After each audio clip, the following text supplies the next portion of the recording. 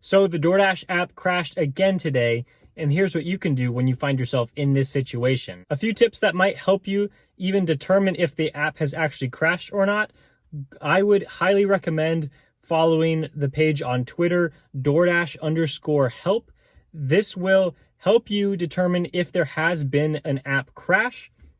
If you just go to their Twitter page, they will say if there has been a crash. Usually they'll say, sorry, there's been technical difficulties. And usually this means that, you can't make deliveries. It's hard to get even signed in to actually attempt to receive offers.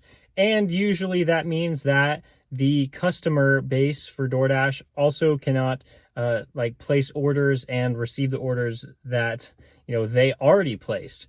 So if you want to check there, go for it. I have checked there many times just when people have maybe started to mention that there might be a crash. And the way that I know that people are complaining about a possible app crash is I am involved in DoorDash Facebook groups. This could help you as well. You could get signed up into one of the various Facebook groups, whether it's a local DoorDash group or a nationwide group.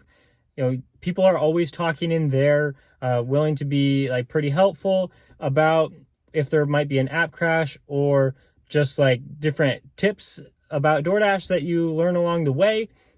And so this was a great place for me to start when I was, experimenting with DoorDash, seeing if it was a viable business for me to get into.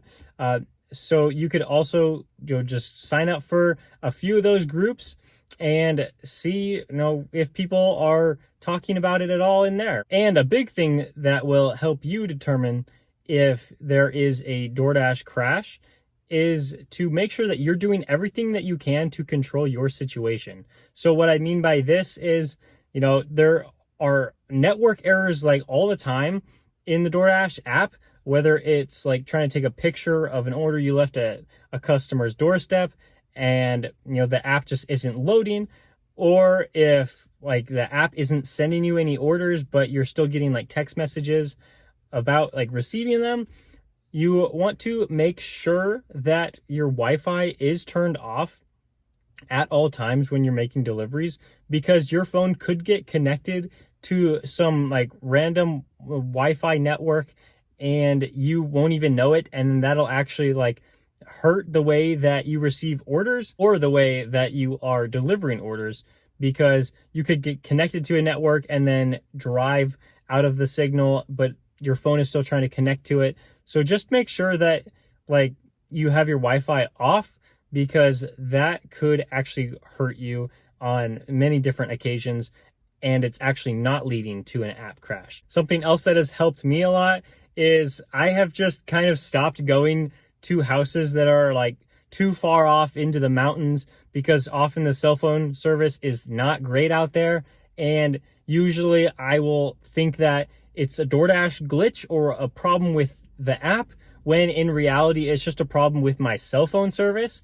And so I've actually stopped delivering too far away from certain hotspots, just because that can become an issue. And usually I can't take a picture and mark the delivery as confirmed because my phone just has no service. And so by sticking close to kind of the hotspots, doing shorter deliveries, I can avoid that process. And you may think that there is an app crash when in reality there just isn't. Another tip that will help you become a better delivery driver is just to remain flexible. If for some reason you can't deliver during a lunch or a dinner like you set out to, you just want to make sure that you can find some other time in your schedule to make up those earnings that you lost.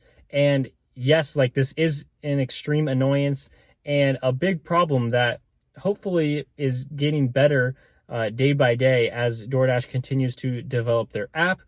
But you just want to make sure that, if say you can't, work this lunch shift, make sure that you can find some other time in your schedule to work, because you are not an employee, you are an independent contractor, and nobody is really going to hold you accountable for making the money that you think you should earn besides yourself.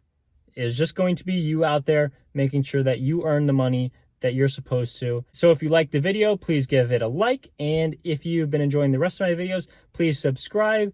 And if you want to see how much I made on a Saturday breakfast and lunch shift, please click the video here, and I will see you next time.